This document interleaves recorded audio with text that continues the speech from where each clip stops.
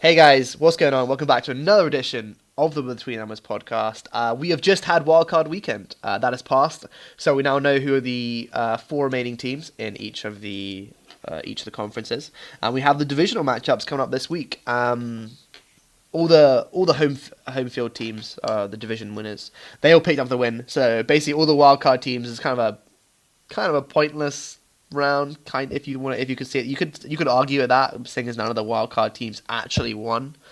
So if it makes that much of a difference to the playoffs, obviously it makes the playoffs way more interesting and more people can get into it. But it was annoying how we had three teams who didn't have a quarterback, who didn't have their first string quarterback starting.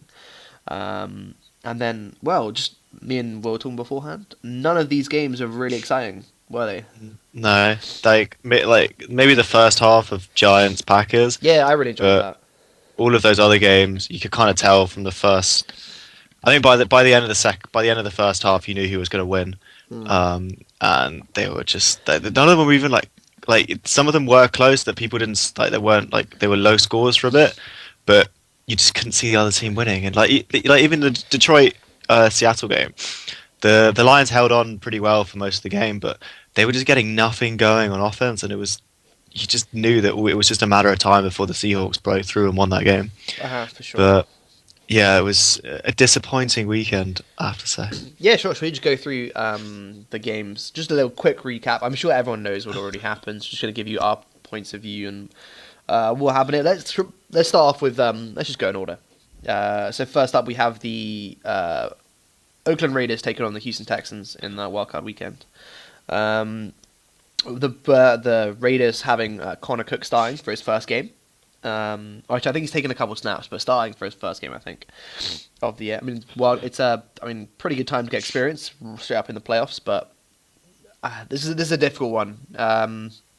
It wasn't ever going to be an exciting game. Like, no one would really watch a game in the regular season which had two backup quarterbacks, and it's just like this game. Everyone knows that neither team's going to make it through to make anywhere. Sorry, Texans fans, but I don't think it's going to happen. On that, like Brock Osweiler came back. I mean, he wasn't.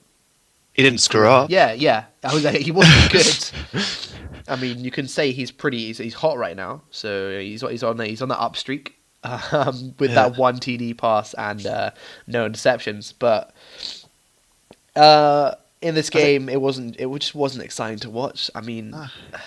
Like nothing really like stands out for me from this game, apart from maybe getting the first look at Connor Cook. But at the same time, like I'm not expecting him to play at all because you have Derek Carr, so it's not even that much of an insight into. And obviously it's just one game, and we know what can happen when you get a player in free agency who's played a limited number of games and turns out to be really bad. Texans. But I thought if the one positive thing I would take for this game, well, obviously for the Texans they won, and as a Patriots fan we get to play them now, so that's quite cool. But also for the Texans, is Jadeveon Clowney stepped up in a big spot. He had an interception and he had loads of tackles behind the line of scrimmage. He pretty much decimated that offensive line and stopped them from running the ball in any way. And he's finally becoming the player that they really wanted him to be when they drafted him 1 overall. And I think, as a Texans fan, if you don't make I'm assuming you're probably not going to win in Foxborough against the Patriots. But you go into next season knowing that JJ Watt's coming back and a player like Jadeveon Clowney that's been allowed to develop now. And for sure, I think one of the most overlooked players on that Houston defense is Whitney Merciless there. Yeah. Because obviously he had 2 sacks in the game. I'm gonna come on to talk a little bit about him when Houston go to New England in this upcoming weekend. But I think he's been one of the better stars for the Houston Texans, and he also always goes unnoticed because you have JJ Watt and you have Jadeveon Clowney, who still has that hype of being number 1 pick. So. But yeah, he had 2 sacks in the game. But yeah, it was one where Jadeveon Clowney actually came up big, and we kind of been expecting that from him recently. So it was nice to see. Yeah, it was good to see. And I think as a Texans fan, you'll be happy. I think Bill O'Brien maybe saved his job. That I could if they went and they were absolutely decimated by the Raiders in that round. with Brock Osweiler at quarterback, and he throws a couple of interceptions, then I could see maybe the Texans ownership reconsidering the coaching position because of how badly Brock Osweiler failed, and Bill O'Brien said it would be on him. I think, yeah, obviously he said that. I mean, obviously Rick Smith, their general manager, is going to have a little bit of to think about, because you can't, like, recruitment of players is kind of what he does, so you can't really put it all on Bill O'Brien, even though he did say that. But it's still, like, Rick Smith is drafted amazingly well for the defense. Yeah. And obviously you got DeAndre Hopkins there, and like the acquisition of Lamar Miller when Aaron Foster was out the door. That was really solid. But the quarterback situation obviously is a huge issue. A positive note for the Texans is, all right, okay, they've had 2 seasons where they've had some pretty terrible quarterback play, but in both of those seasons they've won their division and gone to the playoffs. And true. They're in a division where you've got Andrew Luck, who's supposedly, supposedly one of the best quarterbacks in the league, yeah. And they found a way by using defense and by just scraping by to make the playoffs, and they've won a playoff game now. I mean, you've got to take your hat off to Bill O'Brien. So it's actually a pretty impressive coaching job what he's done there. Yeah, especially if you consider about how limited his options have been at quarterback as well for the past however many years he's been there. He always finds a way. I think, is this their like 3rd consecutive title, or no? It's their second. It's their second consecutive title. But with Bill O'Brien coming in, he's definitely put them in with chance. And the Texans aren't really a team that you can count out of the AFC South. And I'm always thinking to myself, I'm always thinking to myself, the Colts will get better, and they will. But the Texans are just like consistency, and they are just always there. Yeah. And they did it this season without JJ Watt as well. True. So yeah, I mean they may have won, but should we move on to? Yeah, let's move on. We can talk a little about the Texans in the upcoming game later on. So the next game up on the schedule is the Detroit Lions traveled to Seattle Seahawks, and this game was possibly, I think this game had the potential to be a shootout. Yeah. But that Matthew Stafford was basically shut down. Well, not him. Like, the offense was completely shut down. They couldn't really get a passing or rushing game going. The Seahawks did a really good job, as they knew that the one thing that they were going to have to stop in this game if they were going to win it would be Matt Stafford, because he's effectively carried that team throughout the season on a pretty average defense. And a pretty average run game, some good receivers, but Stafford is it's been his play that's got them to the playoffs. All those last minute comebacks, and they did a good job. They rushed him effectively. They put him under pressure a lot of the time, and it worked out well because they literally had 0 offense. The Lions, and then their defense kind of stepped up for 3 quarters, and then by the end of the 3rd quarter they looked pretty knackered and pretty downhearted because they couldn't get anything going on offense, and then it was just a matter of time before the Seahawks came through and won, and it's a pretty routine win for them at the end. Yeah, it definitely. I mean, they really played into the strengths of the Seattle team. I mean, Seattle were more than happy to let you sit there, to let you throw at them.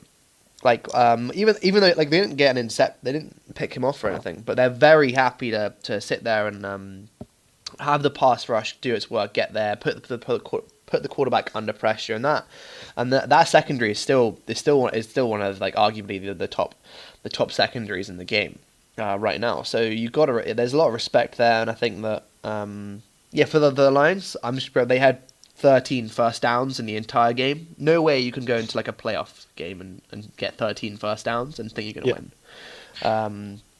They kept finding themselves in like 3rd and long situations the whole time, but they just couldn't convert. Yep. I mean, it's what they've usually been doing this year. And the Lions, they only have like a short number of receivers.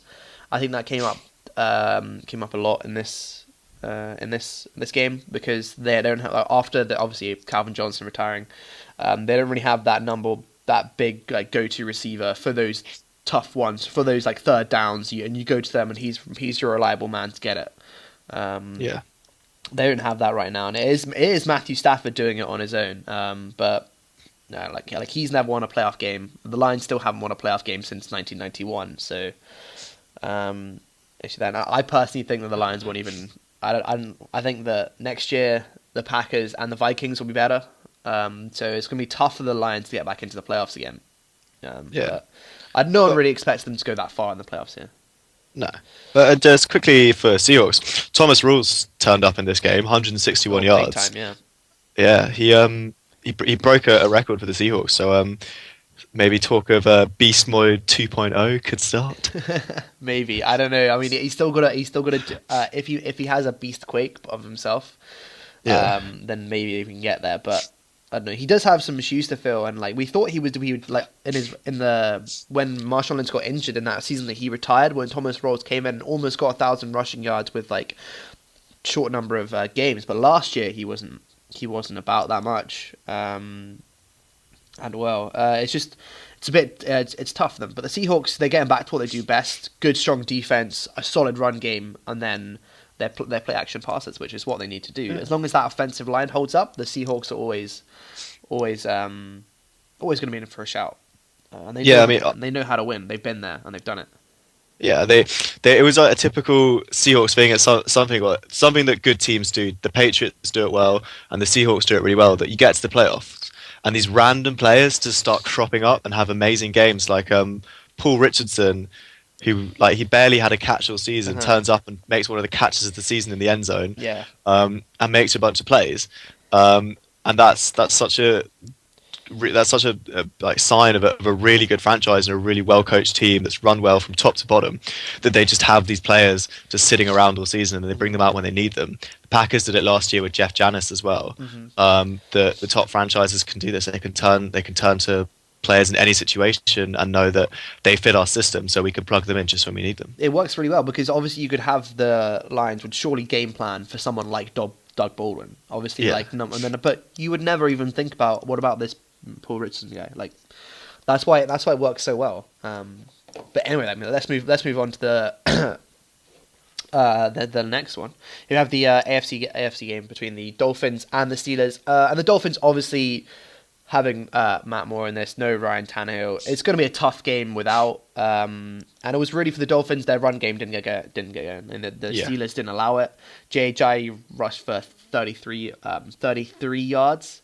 Bearing in mind when they played in Miami during the season, he rushed for 205.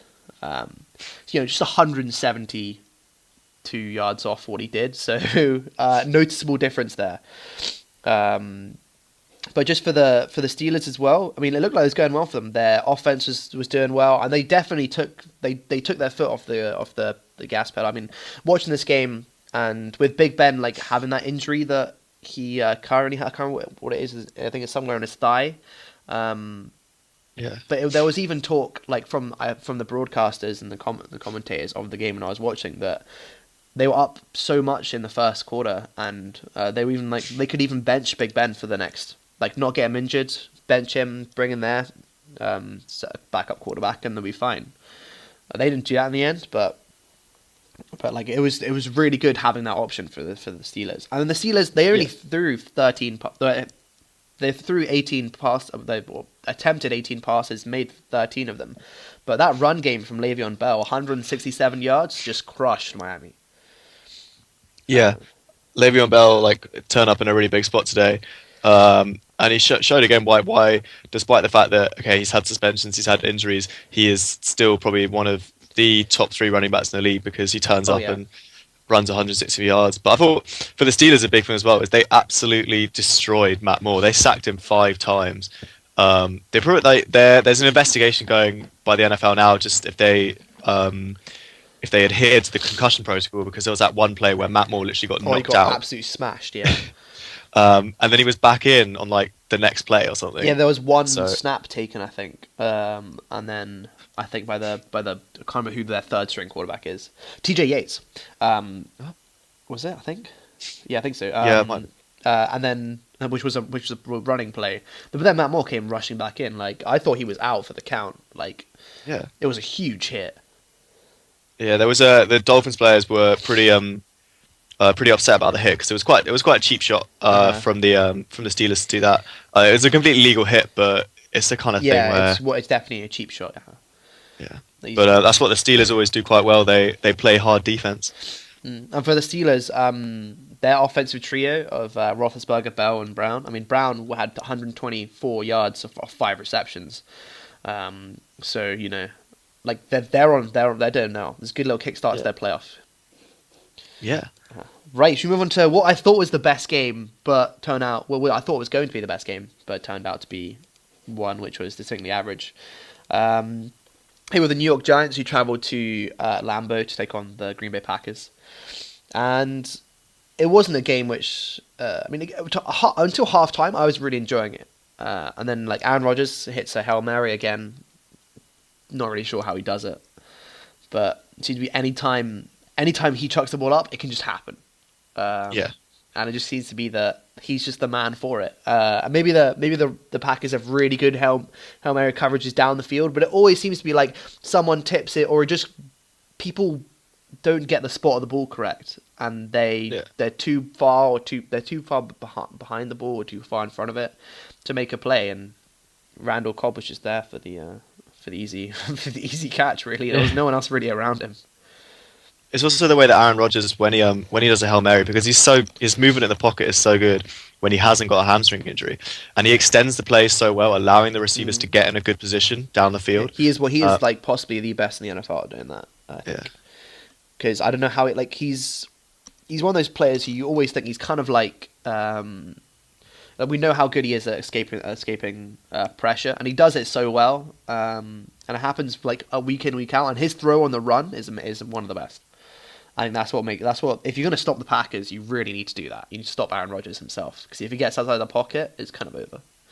But for this, there was a lot of hate for the Giants. Did you see the they went to, when they were in Miami the previous week, they went out on like a boat or something, like the Odell Beckham and Victor Cruz were topless on a boat. The Giants receivers and everyone, and apparently everyone was just like, how you're playing a wildcard game like this week, like what are you doing? How do you have time to do that? Like, which is their own, but like the pass catching in this game for the Giants, I mean, Odell Beckham dropped a few, like, you would expect him to get, they were difficult catches, but you expect your number one receiver to get them.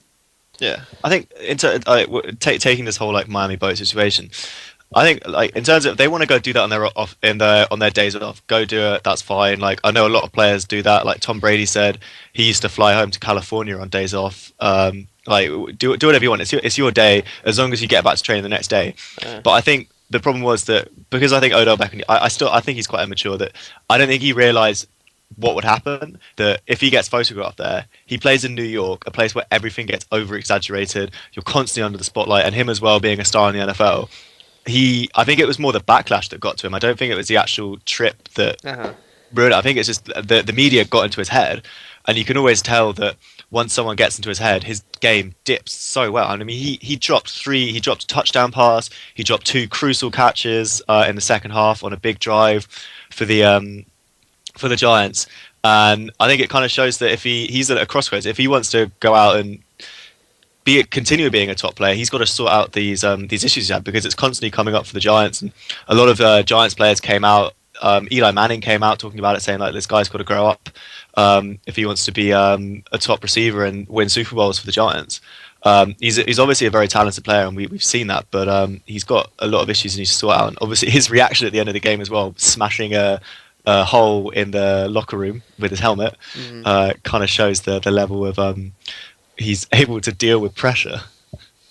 Yeah, I mean, it was just like with that and how he didn't get to compete to the level he usually does, and with the whole Miami boat thing, it just compounded the issue. But here, like Aaron Rodgers here, 362 yards of 4 touchdowns, no interceptions. I mean, perfect. Anyway, should we get on to... is there any news you want to get on to? I mean, we could talk about the Jags have finally... Yes, the Jags have hired Doug Marrone as the head coach. Caldwell is staying on as the general manager, but then Tom Coughlin's been hired as an executive, and he has final say on the roster, which I think is quite interesting. Okay, that's very interesting, yeah, because, I mean, he'll definitely be... all the free agency, he'll be there, and then obviously drafting, he's gonna be that guy. If he's final say on the roster, he's gonna be that guy in the draft in the drafting. He was head coach way back when, I think, for the Jacksonville Giants, wasn't he? Yeah, way back. But I think it's a good move by the Jags because I think Tom Coughlin he's quite old now, and I think he's too old to be a head coach because they want to build for the long term. And if you've got someone like Tom Coughlin, I could see like max you can get like because it's a stressful job being a head coach. Like it's a 12-month a year job. You're working long hours if you want to be the best.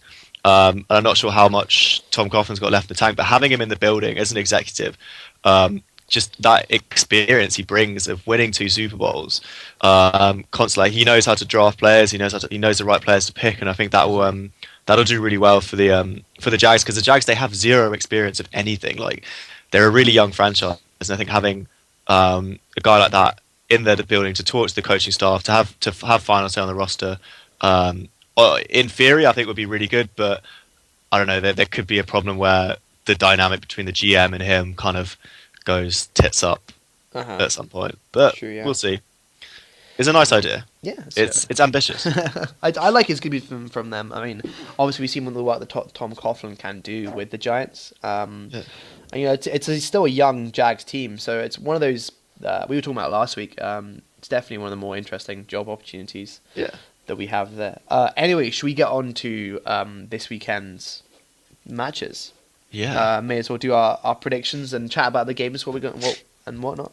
So here we have the games on Saturday, which is coming up. I really do like these Saturday games because it means that I can actually watch them, and then the next day I don't have to do anything, or the next day Sunday and I can still like be awake or whatever.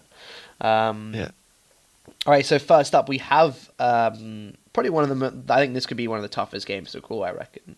You have the Seattle Seahawks who travel to the number 2 seed Atlanta Falcons.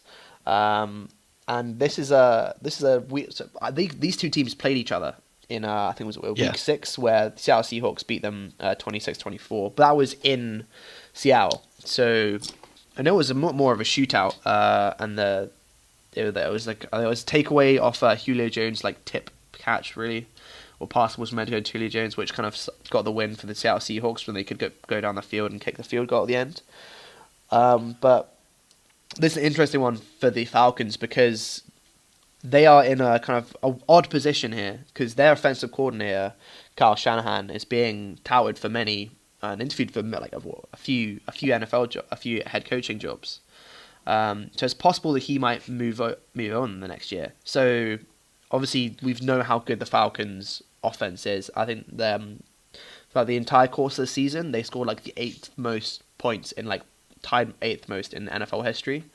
So obviously that offense is running like an absolute gem. And with the Falcons in playing at home, obviously it's going to give them home field advantage. I mean, you don't have to go to Seattle where you know they have the 12th man. But for the Falcons here, it's really a game which I think they need to look to take advantage of home field here because the Seattle Seahawks are a tough team. But the Falcons at home, they've been pretty solid throughout this entire season. Yeah, they've been good at home this season. The thing that worries me for Atlanta is you see it every now and then with teams that are so lopsided on offense tend to come up short in the playoffs. And the Atlanta Falcons defense hasn't exactly lit up the world this season. They've got the job done, but they haven't shown that they can like get a stop when they need it. And they've relied on kind of winning in shootouts and high scoring and knocking teams out. And the Seahawks defense is looking quite good. I mean, they looked so good against the Lions. They've been quite good coming into the end of the season. And I think if the key on this game for me would be if the Falcons defense can step up and stop the Seahawks, then it gives them a chance. And I think also for the Seahawks, they're going to be worrying about not having Earl Thomas in the secondary. They had Earl Thomas in the secondary when they beat the Falcons earlier on in the season. But not having Earl Thomas could be crucial because you've got probably one of the most informed receiver in the league at the moment in Julio Jones to mark up. Yeah. And it's going to take more than just a few good cornerbacks to do it. You're going to need a strong safety as well to have that physicality there as well. And we've seen how whenever teams have played the Seahawks and Earl Thomas wasn't there, they exploited that. I remember when the Panthers played the Seahawks, Earl Thomas was off the field for one play. Cam Newton hits Ted Ginn like over the middle for like a 40-something yard touchdown. So obviously they're a different team without him. You can take out like Cam Chancellor. Obviously we know that how much, but it's like one of those teams where if you take out one of the good players, it kind of all those safeties work so well together, and you can't really do it without the other two. One of the only issues for Atlanta in this game is with Matt Ryan and his record in the playoffs. He's 1-4 in the playoffs altogether, and that doesn't scream that they're going to be playing well here. And we know how well the Seahawks play and how they step their games up for the playoffs. And obviously last week we've seen it, and it's going to be a huge. As long as the Falcons, obviously they're huge with their offense. The offense is going to be good. If it's not, they're going to have an issue here. But I think the main thing here is the Seahawks run game. The Seahawks get their run game going like they did last week, then I think Seattle will win this. But I don't know. I think it's just an issue for also you have to look at injuries on for the Falcons. Vic Beasley and Keanu Seal are questionable for this game, and if they don't have them, that's their two big playmakers on defense, and not having them could really be crucial.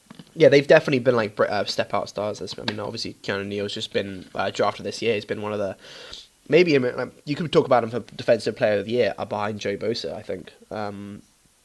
But anyway, this little thing I saw. So there have been Atlanta fans have petitioned for the artist Future to sing the national anthem at the game. Now, why this is a thing is because Future is the ex-fiance of Russell Wilson's current wife, Ciara, and apparently Future has a baby with her, and him and Russell Wilson have traded like beef over Twitter. Oh, so yes, please. Atlanta Falcon fans have started this petition. It currently has 1,604 signatures, which I think is pretty great. But then I think Dan Quinn was like, "Yeah, that's not happening. Come on, guys, we have." Come on! But like, if that did, that would have been so funny. Like, that would definitely get in his head. That would totally get in his head. Yeah, because he posts so much about his wife as well. He loves his wife. And the best thing in the future is an Atlanta native, so he would be. So it would make sense for him to be there. They'd be like, "Oh, he likes the Falcons. He's from Atlanta. Just happens to be that Russell Wilson is there." But anyway, who have you got for this game? Because I'm having trouble thinking about this one. It's difficult. I'm having Seattle. Just because I don't trust that Falcons defense, and we've seen how teams that struggle defensively and have a strong offense always struggle in the playoffs. And I think that the Seahawks having that big win against the Lions has got them going, and they've got that kind of playoff swagger going again. And I could see them upsetting the apple cart in Atlanta. Yeah, for me, I think I'm going to have to go for the Seahawks as well, with how good that run game was last year. I think it was just... Not last year, sorry, last week. That run game, the Falcons' defense is not the same. Obviously, with their two of their big playmakers, as you said, on defense, going to be injured. Plus, with Ryan's 1-4 record in the playoffs, I've got the Seahawks in this one. They know how to win. They know what it is. So Seattle for me. Yeah, I think so. Yeah, I'm just like, yeah, that's right. Okay. Right. Next up, probably the easiest game to say.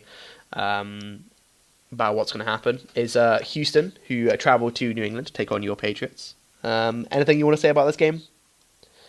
Well, Houston are set up in a way that they can beat the Patriots, and I'd say the teams that have beaten Brady in the playoffs and upset and won in Foxborough, when the Broncos and the Ravens did it, they did it by rushing Tom Brady and destroying the offensive line. That is the way you beat Brady, and they've got the players to do it. So that definitely plays into the strengths of the Houston that's their game Texans. plan. Just hit Tom Brady and hope that other things fall into place.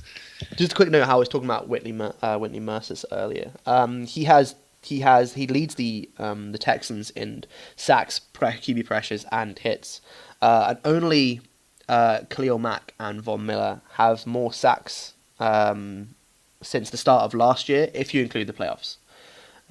So he is obviously one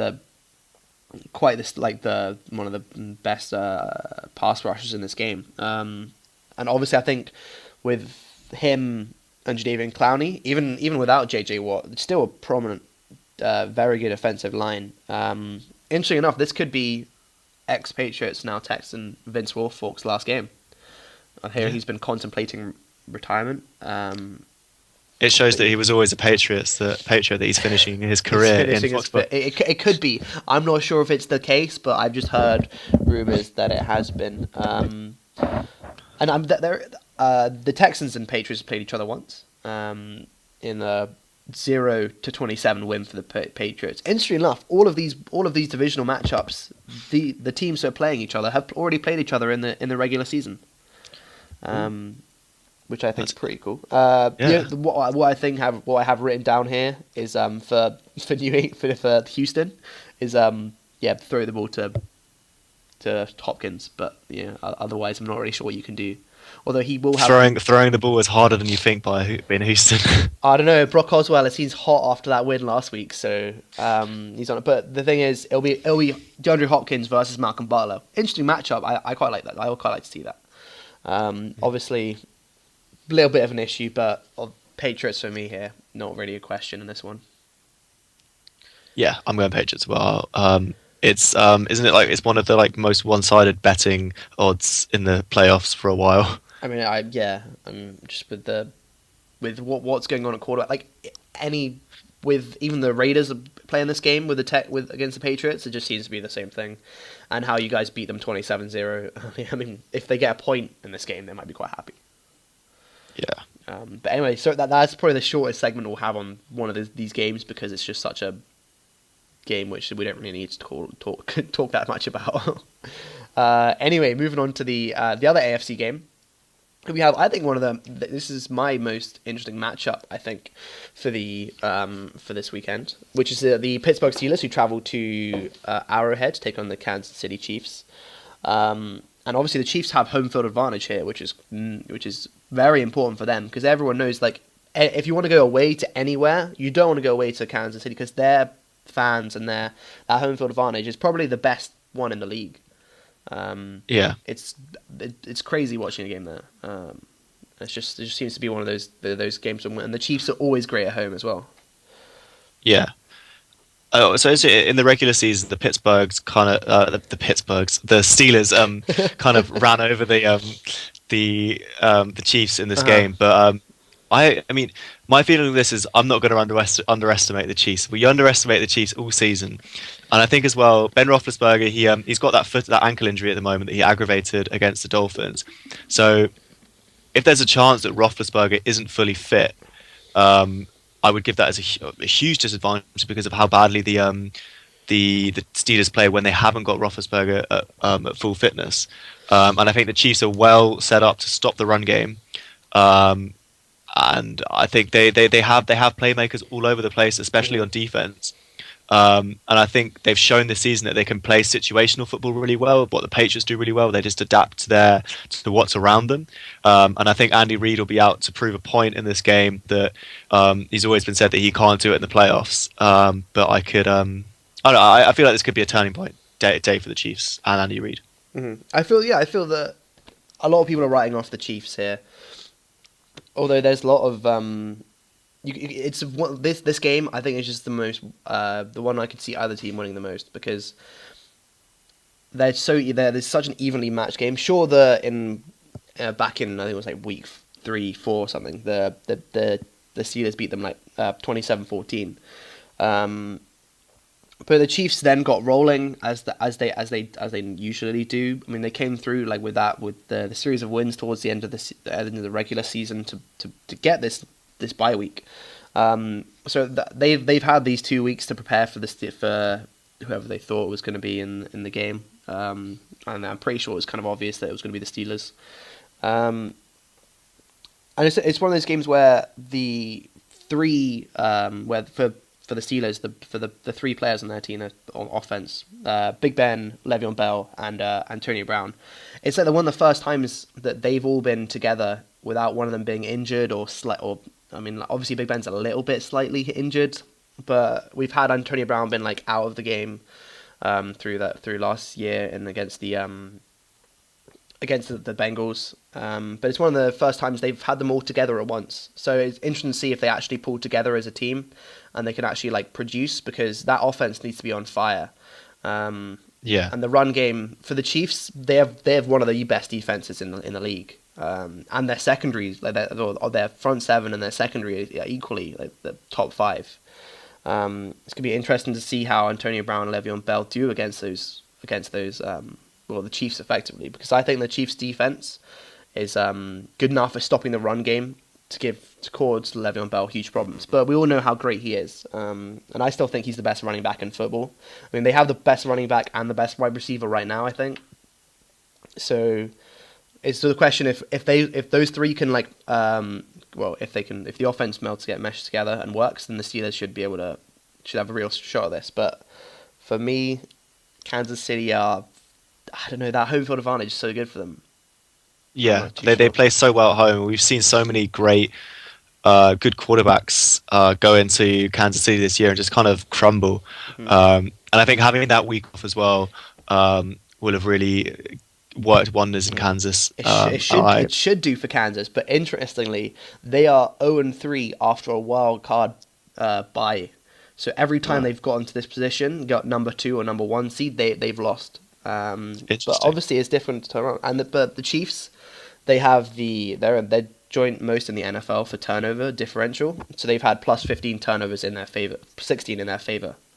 So as long as the Steelers keep those turnovers to a minimal, I think this could be a tough game. But for me, I might have to go for the Chiefs here, simply because they're I think it's too close to pick a winner, and I'm just gonna have to give that home field advantage. I think it gives such a difference to the Chiefs. Yeah, I'm gonna go the same as well.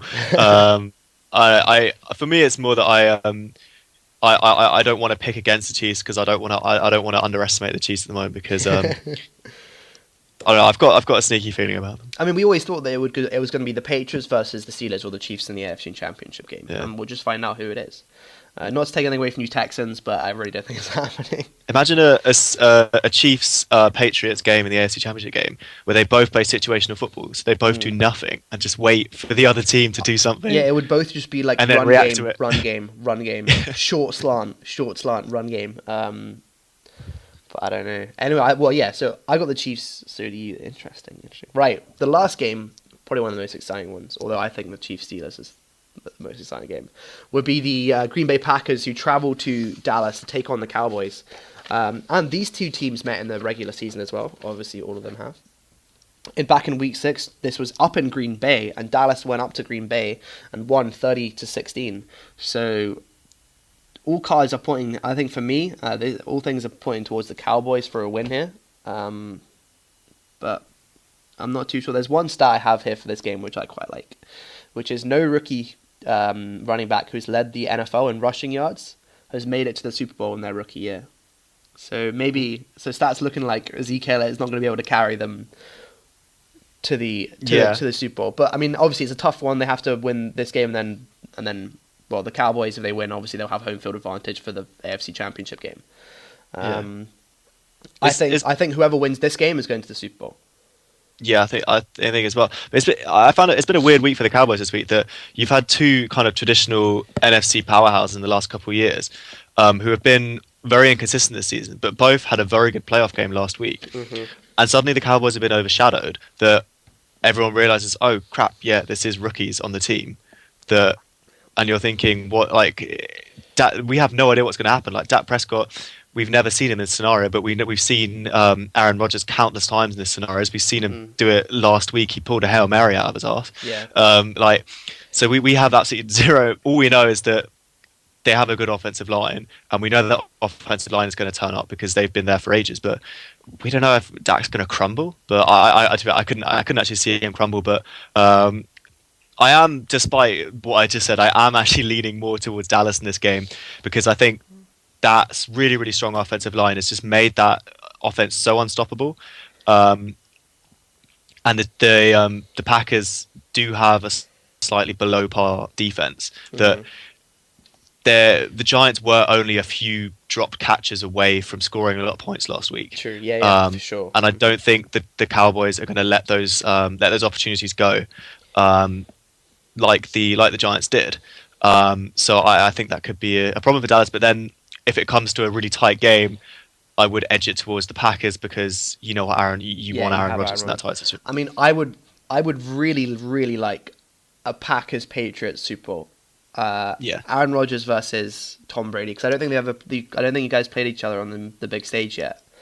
Now they played in the regular season Yeah. 2 years ago, Uh-huh. and the Packers won.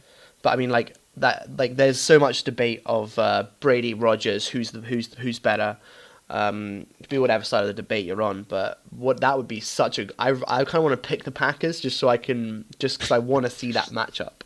I want to see who comes out on top there. But here, like right now, obviously the Cowboys. There's no reason for me to pick against the Cowboys, especially how they went up to Green Bay in Week 6 and won by over 2 scores, well by two scores. And now this is down in Dallas. Obviously, they have home field. It's a lot different. I don't think it matters as much that the Cowboys have home field advantage. I think it just makes it a more level game. Like I think if the Packers had home field, I'd be picking the Packers here. Yeah. But I still like for this game, I still don't know because you have such a strong. Well, you have Aaron Rodgers on the other side of the field, so you literally don't know what to do. Like for the Cowboys, they have to get to him. They can't allow him to extend plays.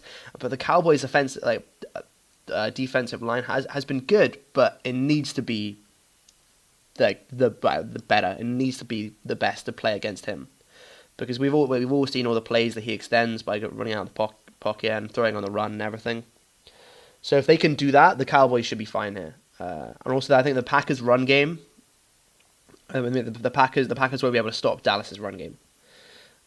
They haven't been that great up front there. Their and also defense is a bit suspect. The Packers could be without Ty Montgomery and Jordy Nelson come Sunday. Mm-hmm. That Jordy Nelson isn't going to try and practice until Saturday, but he has got a few broken ribs. Yeah. Ty Montgomery's got a foot injury, so you take those two pieces out.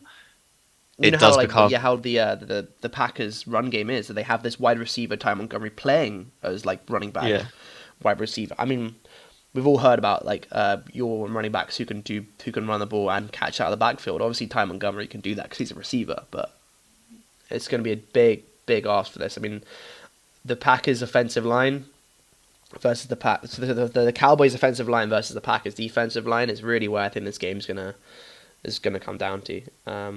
I think it's going to be an interesting one because what if the Cowboys are down in like the third quarter after a couple of Dak interceptions? This is what I want to see. That if it does go badly for the Cowboys to start the game, how does Dak Prescott react? Like we've seen him react in the regular season against the Ravens, but I want to see what happens when you're in the divisional round against the Green Bay Packers with a spot in the NFC Championship. And game when on the whoever line. wins this championship should probably go to the Super Bowl. I mean, I think that's the case. But yeah, for the pick here, I mean, I really want to see Rodgers Brady Super Bowl. I really want to see that. But I think the Cowboys should edge it. I'm going to go the other way just purely because. If you'd gone first, I probably would have gone the other way as well. I'd just been like, oh, whatever. Like I want to see Green Bay winning it. I want to see Green Bay go to the Super Bowl against Brit, just for that reason. To be honest, I don't really like either franchise that much, but I really want to watch. The Patriots. I'm going to go Rodgers, Brady. Packers purely because how Rodgers is on such a roll at the moment. He's unstoppable, and I can't see. I think the Cowboys. This will be a tight game, but I think when it gets to that tight situation in the fourth quarter, Aaron Rodgers will come through again because he always does. He does always. And I think. The Cowboys need to hope that the game's out of sight, for them. But and like imagine if they get to this and they have like the 13-3 best record in the NFC, and then they're one and done in the playoffs. I wouldn't even want that. But anyway, there you go, guys. Those are our picks for this week, as well as what we viewed about last week, and a little bit of Jacksonville Jaguar talk anyway in between. But I'm excited for this weekend. Hopefully, it will be a little bit more interesting than last weekend, and I do think there'll be at least one away team who picks up a win here. Otherwise, obviously the Patriots game, not too fussed about because that's not going to be that. I might not watch that, but the other ones I'll definitely be watching for sure.